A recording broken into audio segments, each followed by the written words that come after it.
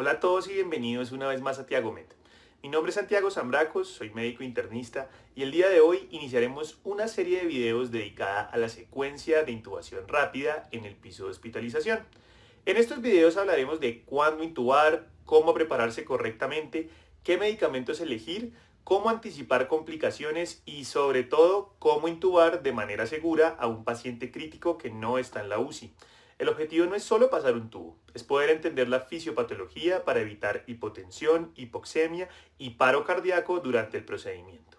Si quieres ganar seguridad en uno de los momentos más críticos del hospital, esta serie de videos es para ti.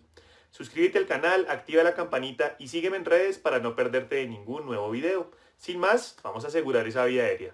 Bueno, entonces quiero que esta diapositiva cambie la forma de pensar acerca de la intubación en el piso de medicina interna. Porque cuando intubamos en un quirófano, el paciente está monitorizado, está optimizado en ayuno, con anestesiólogo y con un equipo completo, mientras que en el piso no ocurre eso, realmente ocurre exactamente lo contrario. Es un entorno hostil donde pues no vamos a tener monitorización invasiva continua, no hay un soporte de enfermería uno a uno inmediato, la experticia de las personas en la vía aérea realmente es variable y lo más importante es que los pacientes en estos momentos, en estas circunstancias, están en sus extremos fisiológicos, tienen sus reservas agotadas. No son pacientes sanos que vamos a dormir para una cirugía. Son pacientes con acidosis severa, hipoxemia refractaria, sepsis, choque, consumo aumentado de oxígeno y muchas veces no están en ayuno.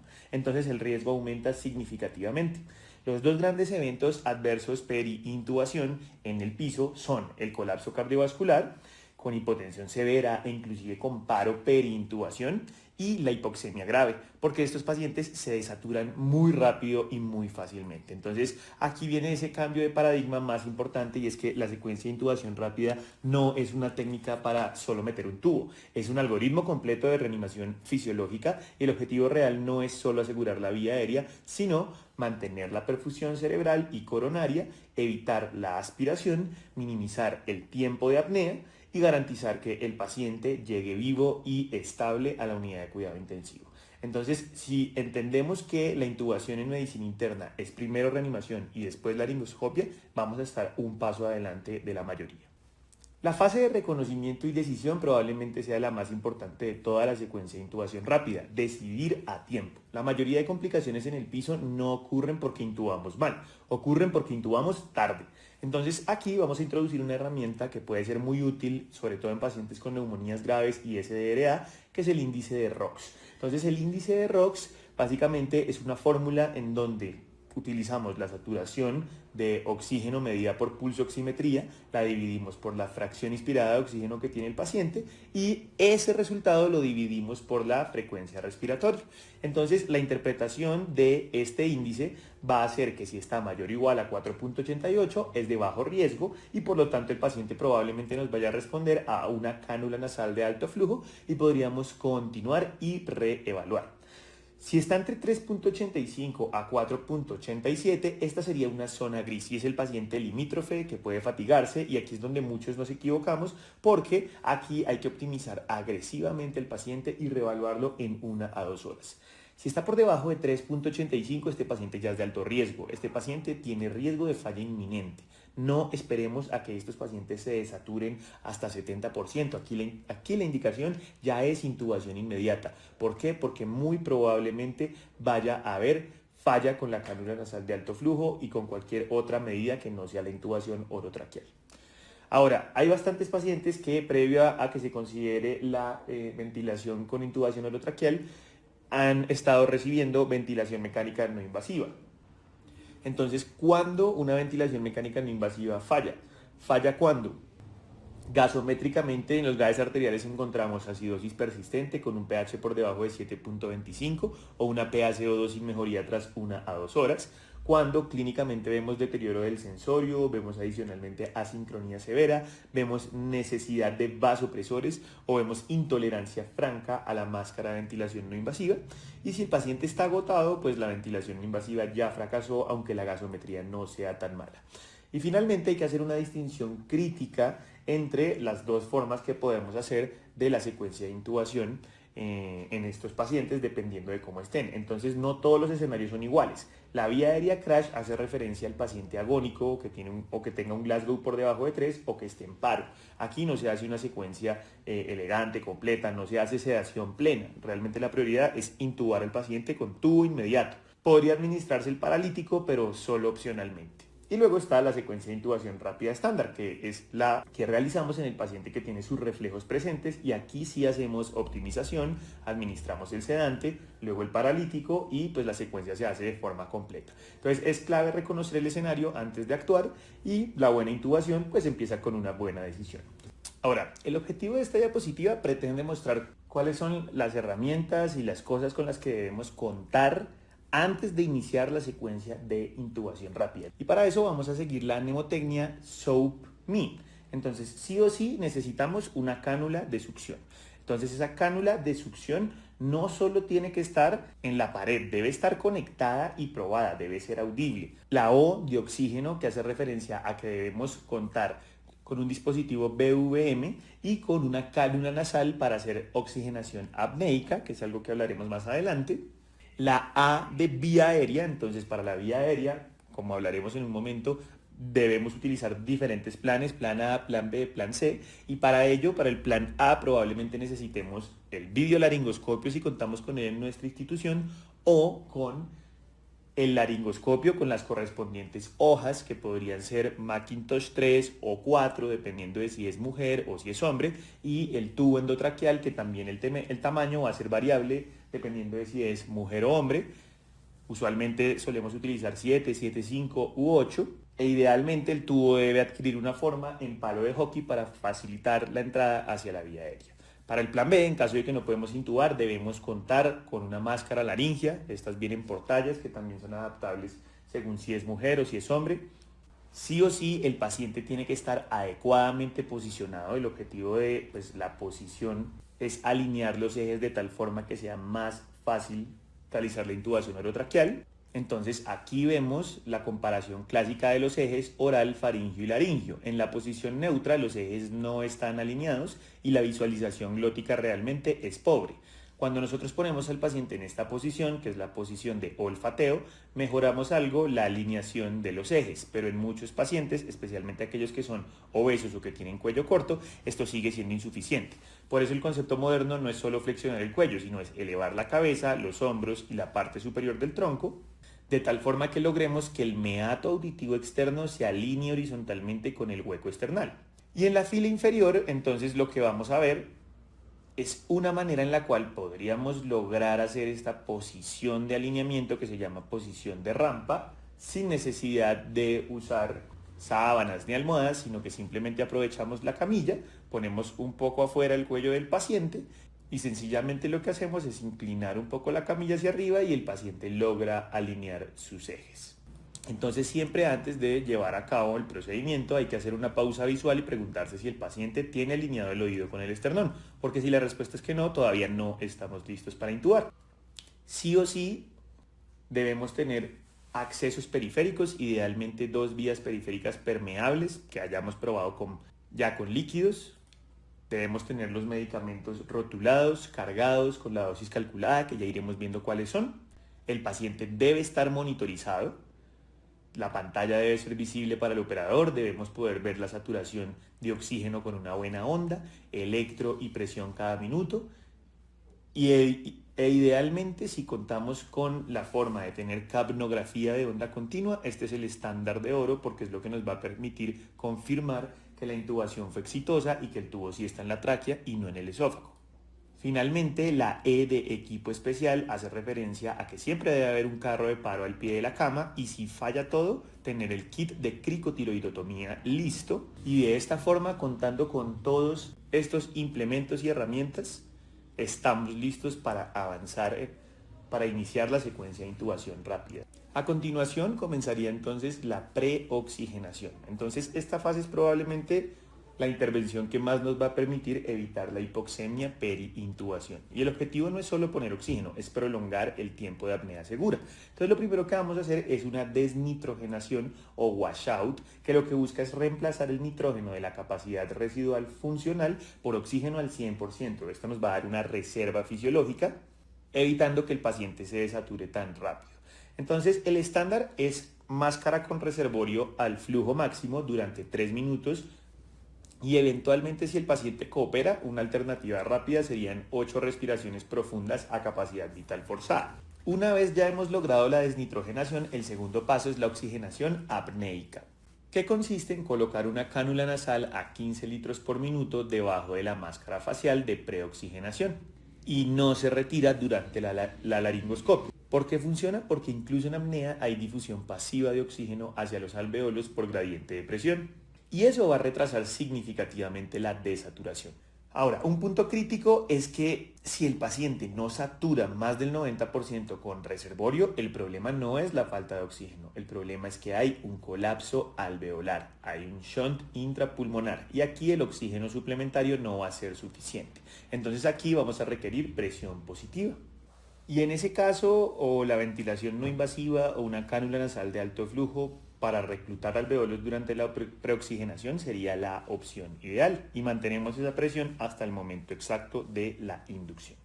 El objetivo final es tener una saturación de oxígeno lo más cercana al 100% antes de inducir al paciente, tener la cabecera elevada 20 a 30 grados o en rampa para mejorar la mecánica respiratoria. Y si el paciente se desatura inmediatamente después de la inducción, el error ocurrió antes de la laringoscopia y eso fue una preoxigenación mal hecha. Entonces esa es la causa más frecuente de hipoxemia perintubación.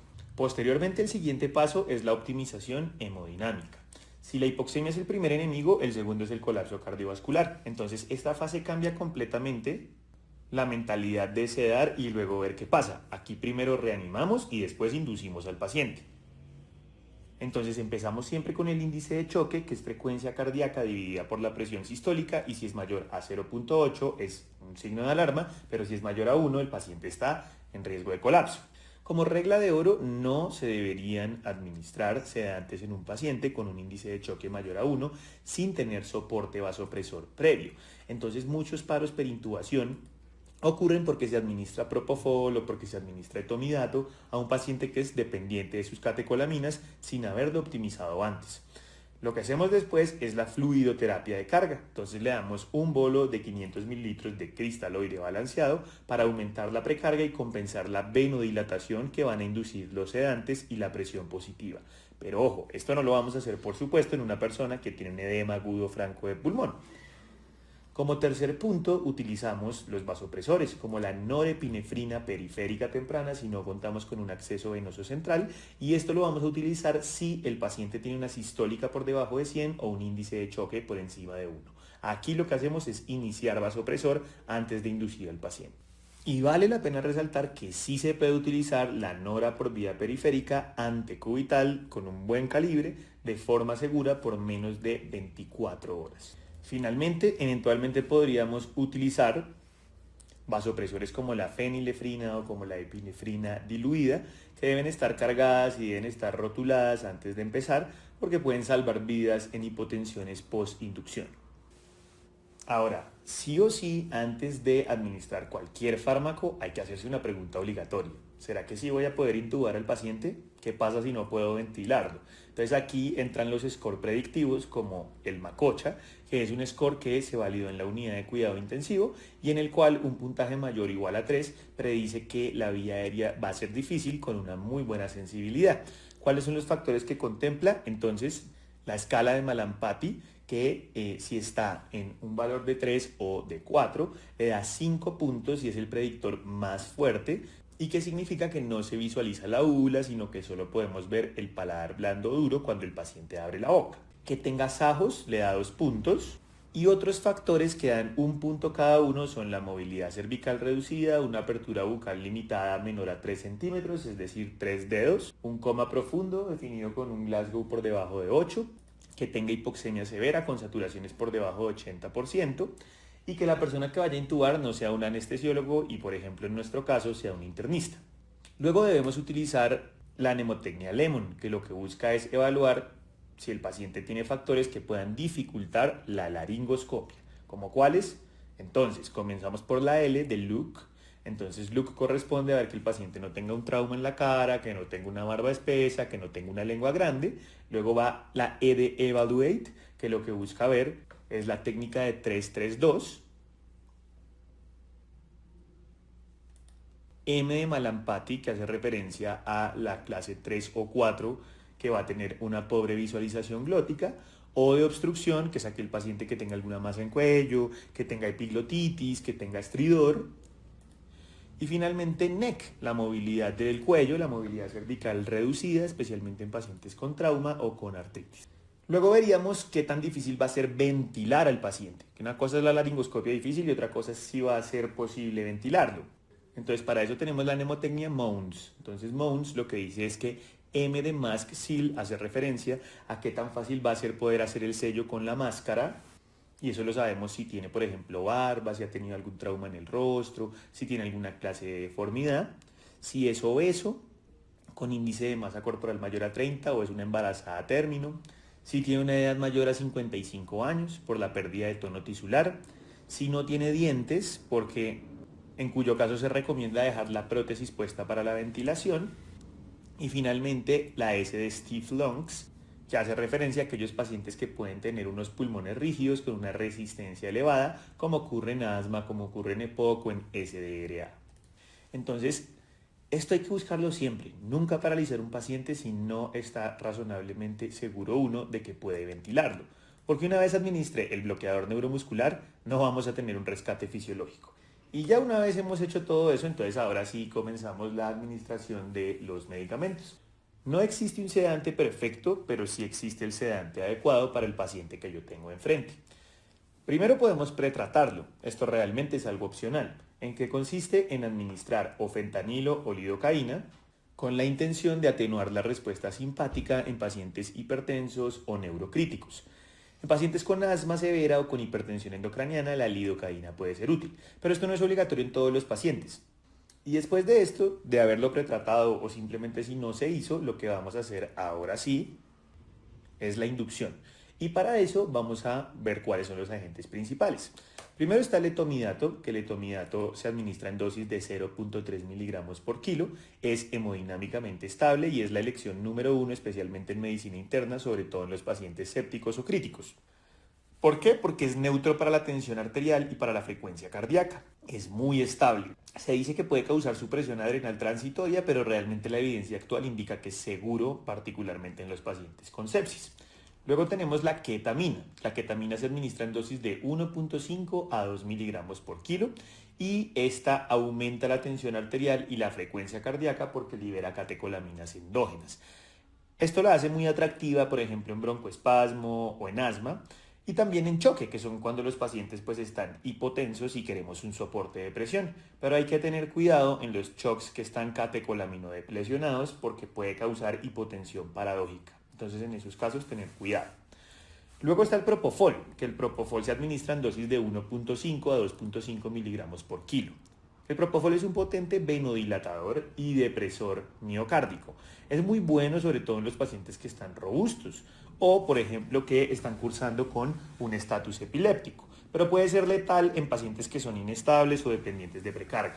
Entonces, en medicina interna, pues rara vez uno puede utilizar dosis plenas de propofol en pacientes que están choqueados, en pacientes que están críticos, pero eventualmente pues podría utilizarse. El error más frecuente no es elegir mal el fármaco, es realmente utilizar la dosis de un paciente sano en un paciente que está séptico, acidótico y que depende de catecolaminas. Entonces en la vía aérea crítica pues realmente menos puede ser más. Y después de haber hecho la inducción, ahora sí vamos a hacer la administración del agente bloqueador neuromuscular. Entonces recuerden la regla de oro, nunca paralizar a un paciente sin tener un plan de ventilación.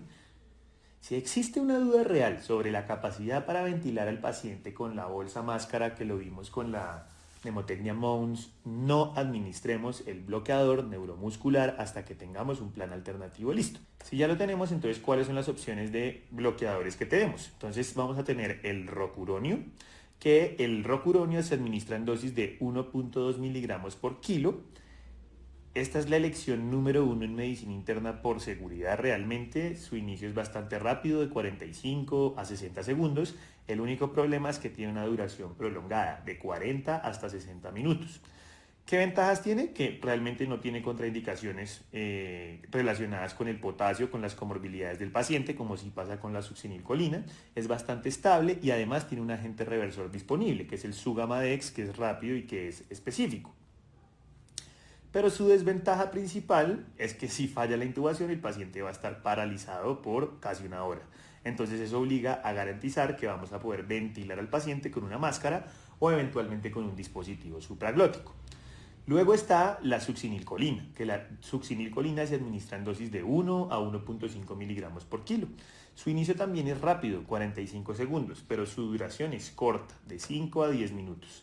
Tiene como ventaja que pues, si a uno falla en la intubación, la respiración espontánea puede regresar rápidamente. El problema es que tiene muchas contraindicaciones absolutas importantes. Por ejemplo, hipercalemia. Y la hipercalemia es muy frecuente en pacientes con falla renal avanzada, frecuente en pacientes que tengan rhabdomiólisis, está contraindicado en quemaduras mayores a 48 horas, en ACV o de inervación mayor a 72 horas, en historia de hipertermia maligna y lamentablemente en medicina interna muchos pacientes tienen comorbilidades que hacen riesgoso utilizar la succinilcolina. Entonces el mensaje clave es que no se trata de cuál es más rápido, se trata de cuál es más seguro en el paciente que tengo enfrente. Entonces recordemos que la parálisis elimina el rescate fisiológico, por eso debe ser una decisión consciente y no automática. Entonces, ya conociendo todas las herramientas que tenemos, ejecutemos el procedimiento. Ya el paciente está posicionado, ya la cama debe estar acomodada, ya debe estar en posición de olfateo con los ejes alineados o en su defecto si es obeso en posición de rampa con el meato auditivo nivelado con el hueco esternal. Y en este momento comenzamos la administración con el bolo rápido del sedante e inmediatamente el bloqueador neuromuscular o paralítico. ¿Listo? No administramos paralíticos si hay duda de ventilación porque sea una vía difícil. En los siguientes 45 a 60 segundos vamos a esperar, no deberíamos ventilar manualmente para evitar la distensión gástrica y lo que hacemos es mantener la oxigenación apneica con la cánula nasal o eventualmente podríamos ventilar suave si la saturación de oxígeno es menor al 90%. En ese momento, cuando ya han pasado los 60 segundos, hacemos la laringoscopia. En ese momento, entonces, introducimos la hoja curva del laringoscopio. Por el lado derecho de la boca desplazamos la lengua hacia la izquierda y hacia arriba y avanzamos ligeramente el laringoscopio hasta visualizar la punta de la epiglotis que está ubicada posterior a la base de la lengua. Deslizamos la punta de la hoja del laringoscopio dentro de la vallécula, entre la epiglotis y la base de la lengua, y con el mango del laringoscopio dirigido en un ángulo de 45 grados vamos a elevar hacia arriba y hacia adelante para levantar la lengua y la epiglotis, exponiendo así las cuerdas vocales y la apertura laringea. Con la mano derecha introducimos el tubo endotraqueal por el lado derecho de la boca, avanzándolo directamente entre las cuerdas vocales hacia la tráquea hasta que el neumotaponador haya pasado completamente a través de las cuerdas. En un adulto de tamaño promedio, las marcas del tubo a nivel de los incisivos suelen encontrarse entre 21 y 24 centímetros cuando el tubo está en posición adecuada. Retiramos el laringoscopio e inflamos el neumotaponador con aproximadamente 15 mililitros de aire para evitar fugas durante la ventilación y conectamos el tubo al dispositivo bolsa BBM y ventilamos al paciente con un flujo de oxígeno de 12 a 15 litros por minuto o eventualmente pues conectarlo al ventilador. Confirmamos la correcta posición del tubo mediante la auscultación en ambos ápices pulmonares, en las bases y en el epigastrio. Y si el tubo no está en la posición correcta, pues debemos desinflar el neumotaponador, retirarlo y retomar la ventilación con bolsa y mascarilla antes de repetir el proceso de intubación desde el inicio. Ahora, es posible que uno en la laringoscopia de pronto no pueda ver muy claramente y ahí lo que puede hacer uno para optimizar la vista es utilizar una maniobra que se llama burp. Entonces, digamos que uno puede encontrar la laringoscopia de diferentes maneras. Para eso está la clasificación de Corman-Lehan, que lo que muestra es qué tan difícil es la intubación según la visualización de las estructuras laríngeas. En los Cormax 3 o 4, uno puede utilizar la maniobra de burp. Burp significa backward, es decir, presión hacia atrás, upward, hacia arriba, y rightward pressure, que es el desplazamiento hacia la derecha. Lo que aquí hacemos es aplicar presión externa sobre el cartílago tiroides para mejorar la alineación de la glotis con la línea de visión del laringoscopio. Y es muy importante aclarar que no es lo mismo que la maniobra de Selig, porque la maniobra de Selig consiste en la presión cricoidea que busca comprimir el esófago. Burp lo que busca es mejorar la visualización glótica y se realiza sobre el cartílago tiroides, no sobre el cricoides. Entonces, si nuestro paciente tiene un Cormack grado 3, antes de retirar el laringoscopio le decimos a la persona que está asistiéndonos que haga burp, le decimos más arriba, más atrás, un poco a la derecha, y muchas veces una vía aérea aparentemente difícil podría mejorar significativamente solo con esta maniobra. Entonces, antes de abandonar un intento, optimicemos posición, apliquemos burp correctamente y pequeños ajustes técnicos pueden cambiar completamente la vista. Ahora, ¿qué hacer si fallamos en la intubación? Entonces, pues el plan A es la intubación primaria. Tenemos máximo 2 intentos y uno tercero solo si es hecho por un operador más experto.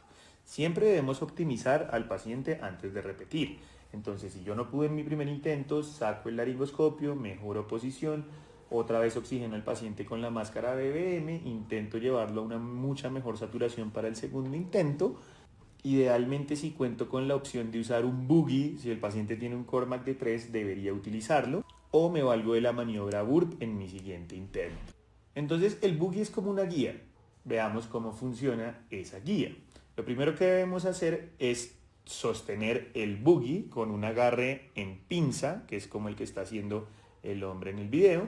Y lo que vamos a hacer con ese tipo de sujeción es modificar el ángulo fácilmente al momento de avanzarlo si es necesario. Entonces, si al realizar la laringoscopia solo logramos visualizar estructuras parciales como los cartílagos aritenoides o una vista limitada de la entrada laringea, utilizamos el boogie como guía. Y vean cómo él introdujo el boogie cuidadosamente a través de las cuerdas bucales hacia la tráquea. Una vez confirmado que el boogie está en la tráquea, deslizamos el tubo endotraqueal sobre el boogie hasta avanzar el tubo a la posición adecuada. Entonces, básicamente es como una guía. Si definitivamente fallamos, pues no sigamos intentando lo mismo, cambiemos de plan. En ese punto el plan B es un dispositivo supraglótico. ¿Como cuál? Como la máscara laringea. El objetivo aquí no es intubar, el objetivo es oxigenar. Si el paciente oxigena adecuadamente, pues nos detenemos y pedimos ayuda a un experto. Y estas son las máscaras laringeas. Podemos notar que pues varían tanto en el tamaño de la mascarilla como en el calibre del conector proximal, que está codificado por colores para facilitar la identificación del tamaño adecuado. Entonces estos dispositivos están diseñados para distintos rangos de peso, desde pacientes pediátricos hasta adultos, y pues debemos seleccionar el adecuado para que el paciente pues pueda tener un sello adecuado, una ventilación efectiva y minimizar el riesgo de fuga o de desplazamiento. En promedio, los hombres se utiliza una talla 4 o 5 y en mujeres tamaño 3 o 4. Usualmente se recomienda elegir el más grande ya que pues proporciona mejor sello y menor riesgo de fuga. Y esta es la forma en la que se utiliza. Entonces ella aplica lubricante en la punta distal para facilitar la inserción, luego abre la vía aérea del paciente y procede a la inserción. La colocación de la máscara es una técnica de inserción a ciegas, no requiere visualización directa de las cuerdas vocales y una vez que inserta el dispositivo comienza la ventilación del paciente y asegura el dispositivo para evitar desplazamientos. Si la máscara laringea no funciona, pues hay que retirarla. La retiramos y nos toca hacer ventilación con técnica de 2 personas, con un muy buen sello y ventilarlo con el ambú. Otra opción es usar la cánula de Guedel, que es la cánula orofaringea, o cánulas nasofaringeas y el foco sigue siendo oxigenar, pero no intubar. Si ya definitivamente pues no logro intubar y tampoco logro ventilar al paciente, pues este escenario es crítico y aquí hay que hacer un manejo quirúrgico con una cricotiroidotomía de emergencia. Aquí ya no hay más intentos. Entonces el error más peligroso es intentar una vez más. Y una vez pasamos el tubo, pues esta fase es crítica, porque aquí tenemos que saber si sí está en la tráquea y no en el esófago. Entonces la intubación esofágica no reconocida es mortal. Entonces el estándar de oro para saber que sí pusimos bien el tubo es la capnografía de onda continua.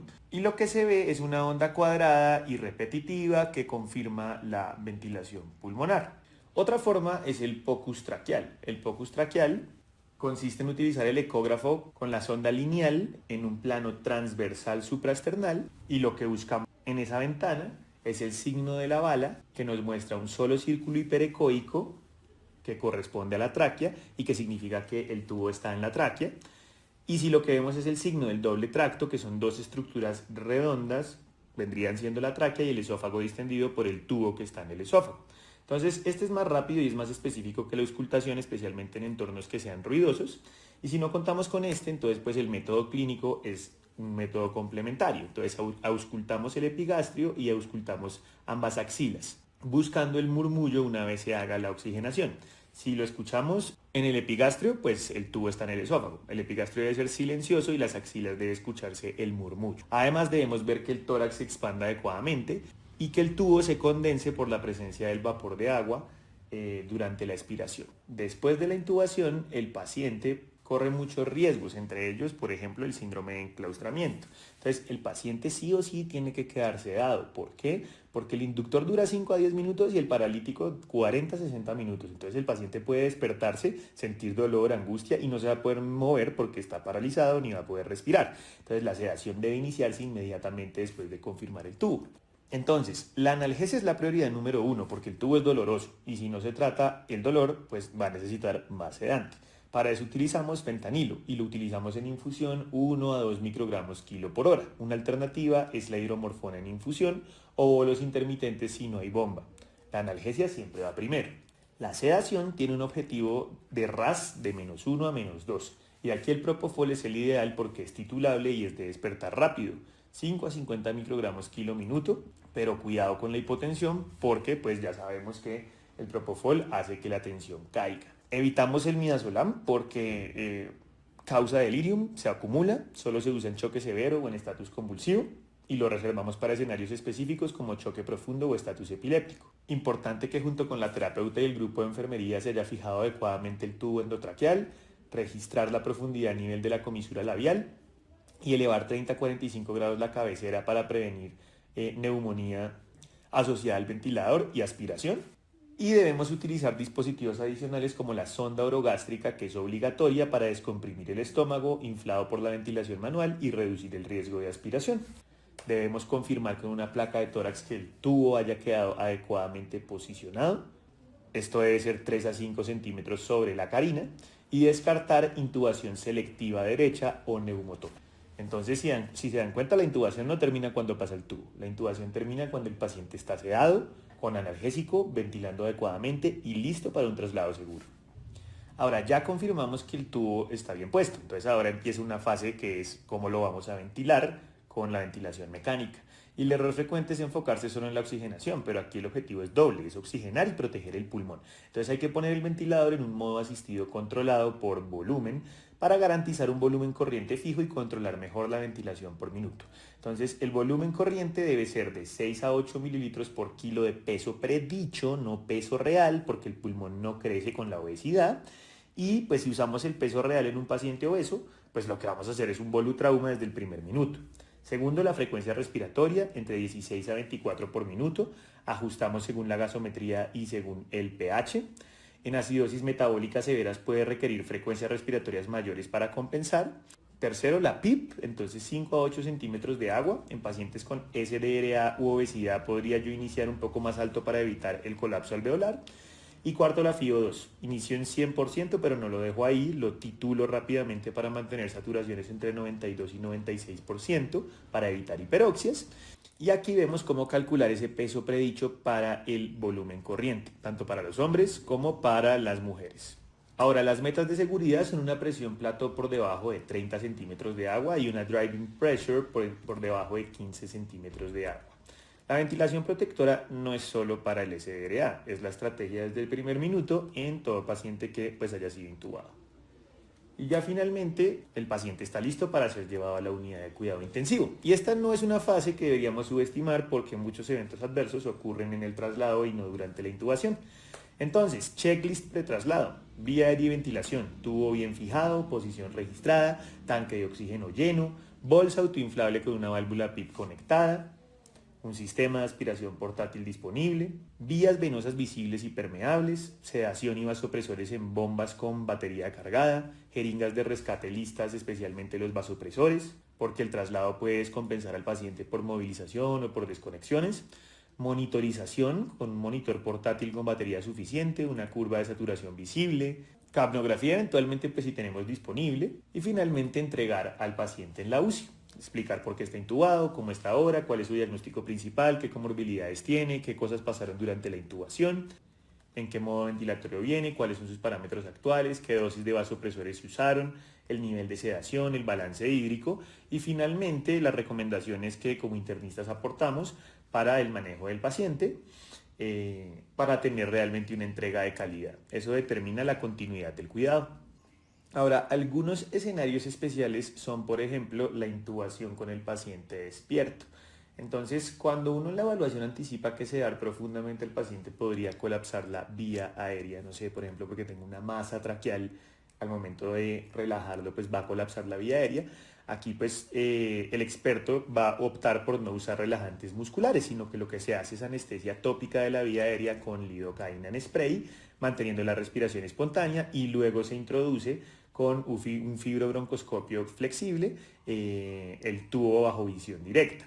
Entonces, si uno sospecha una vía aérea extremadamente difícil, es mejor no sedar y llamar al anestesiólogo. Y de esta forma cerramos esta exposición acerca de la secuencia de intubación rápida. Quiero dejar 9 ideas claras. Primero, decisión temprana. La intubación tardía es más peligrosa que la intubación difícil. Entonces ya sabemos que si el ROX es menor de 3.85, no esperemos al colapso. Segundo, preparación rigurosa. Improvisar mata. Entonces verbalizar el SOAP ME y tener siempre un plan A, B y C listo antes de inducir. Tercero, preoxigenar adecuadamente. No desat en todos. En SDRA o neumonía, usar siempre presión positiva para reclutar antes de la apnea. Cuarto, protección hemodinámica. Si el índice de choque es alto, iniciar vasopresor antes de sedar. Quinto, farmacología personalizada. No hay un sedante universal. Etomidato, ketamina en pacientes inestables, propofol a dosis plenas en pacientes críticos. Sexto, algoritmo de rescate claro, máximo 2 intentos. Si fallamos, cambiamos de estrategia porque la prioridad es oxigenar, no meter el tubo a toda costa. Séptimo, confirmación obligatoria, con capnografía de onda continua, que es el estándar de oro, sino con el POCUS, que es un excelente complemento, y eventualmente con los métodos clínicos. Octavo, manejo postintubación inmediato, analgesia y sedación temprana. Y noveno, un traslado seguro, comunicación estructurada, con un checklist siempre y una adecuada entrega del paciente en la UCI. Si entendemos esto, la secuencia de intubación rápida deja de ser un procedimiento técnico, se convierte en un proceso de reanimación fisiológica estructurada. Y ese es el verdadero cambio de paradigma. Y de esta forma llegamos al final de nuestra revisión. No te olvides de seguirnos y darle clic a la campanita para que puedas enterarte de cuando subamos nuevos videos y espero este te haya servido. Hasta pronto.